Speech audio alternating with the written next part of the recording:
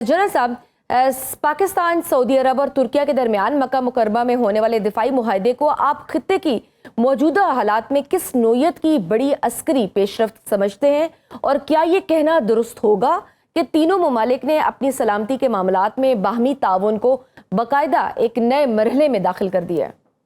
देखिए, बिल्कुल आप सही कह रही हैं। ये तारीखी लम्हा है और ये तारीखी मुआहदा है, ये डिफाइनिंग मोमेंट है, और ये पाकिस्तान, सऊदीया, तुर्किया के अवामों की आवाज़ है, उनकी उमंगों की तर्जुमान है। जैसे आपको पता है कि सऊदी अरबिया के साथ हमारे स्ट्रेटजिक तल्लुकात हैं। हम यक जानिब दो कालब की हमारी जो है इस तरह से हमारी वैल्यूज़ थी, इस तरह से हम एक दूसरे को समझते थे, और हमारी अफवाज तो पहले भी सऊदी अरबिया के दिफा के लिए वहाँ अपनी सर्विसेज अंजाम देने के लिए जाती रहीं।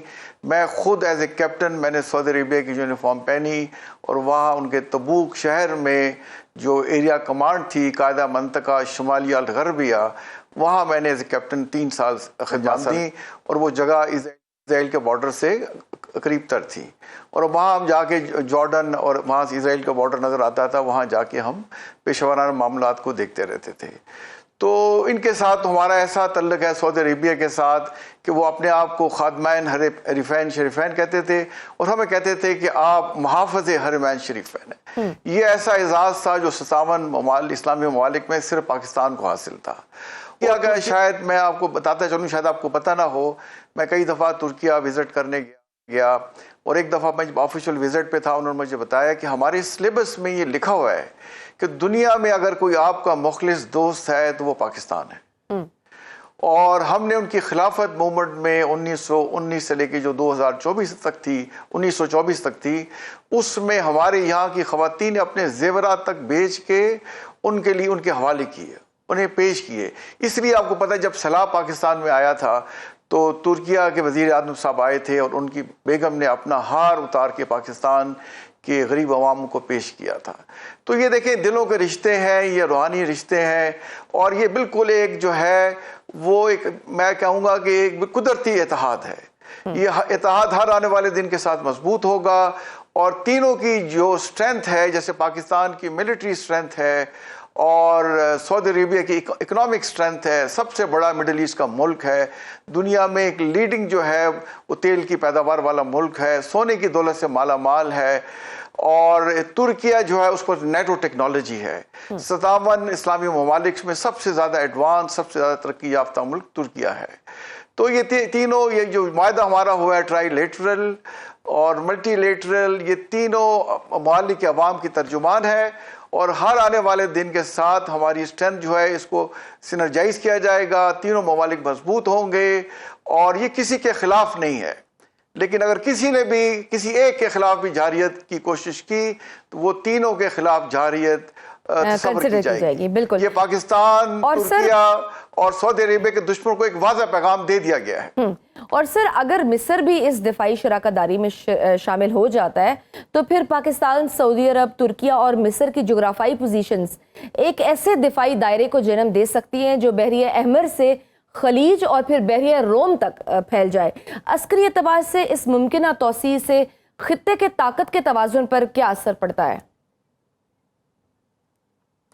देखिए, खिते में जो आप देख रहे हैं कि अमेरिकन के जहां बेसिस थे, वो जिस मकसद के लिए थे वो मकसद अचीव नहीं कर सके। ये बात बिल्कुल रोज़े रोशन की तरह लोगों के सामने क्रिस्टल क्लियर हो गई। कतर पे अटैक हुए, वो उनका दिफा नहीं कर सके। सऊदी अरबिया पे हमले हुए, वो उनका दिफा नहीं कर सके। जॉर्डन पे उनके बेसिस उनका दिफा नहीं कर सके। यूएई में उनका दिफा नहीं कर सके। कुवैत में नहीं कर सके दिफा।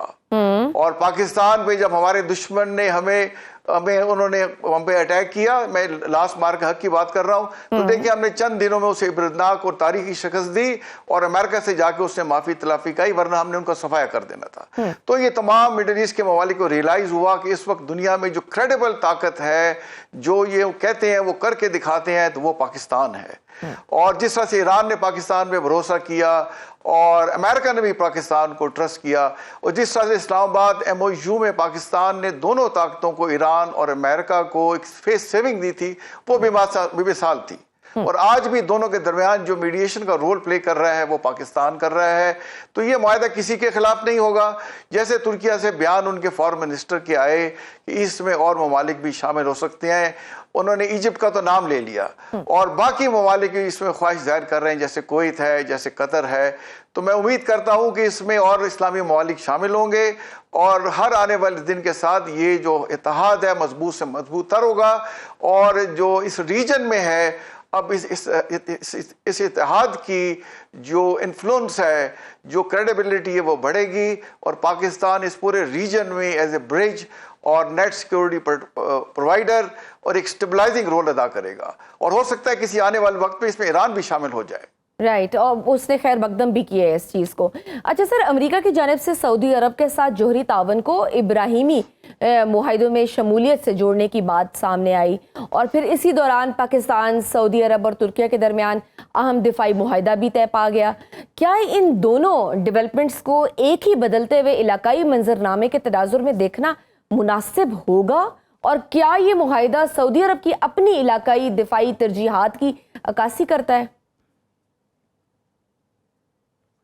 دیکھیں, اس لیے تو سعودی عربیہ نے پاکستان کا دیکھیں اسٹریٹجک میوچل ڈیفنس ایگریمنٹ وہ تو ایگزسٹ کرتا ہی ہے, بٹ اس نے اس کے علاوہ ایک اور ایگریمنٹ بھی کر لیا جس میں ترکیہ بھی اب شامل ہو گیا ہے. تو جیسے اس کی پہلی کلوز یہی ہے کہ حملہ تینوں پہ حملہ تصور کیا جائے گا, اور اس میں کولیکٹیو سیکیورٹی, کولیکٹیو ڈیٹرنس کی بات کی گئی ہے.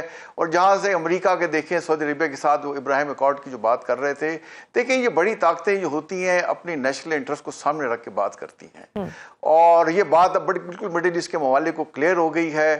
وہ انہوں نے ہسٹوریکلی دیکھ لیا ہے کہ اپنے آپ میں پیروں پہ کھڑا ہونا ہوگا, جیسے پاکستان اپنے پیروں پہ کھڑا ہوا, اپنے آپ کو سیلف ریلائنٹ نیشن بنانا ہوگا. جیسے پاکستان ایک بلٹ سے لے کے ایک گن, ایک جو ہے مشین گن, راکٹ لانچر, اور آبدوزیں, اور بحری جہاز, اور ٹینک, اور فائٹر جیسے JF-17 تھنڈر ہم بلاک 3 بنا رہے ہیں.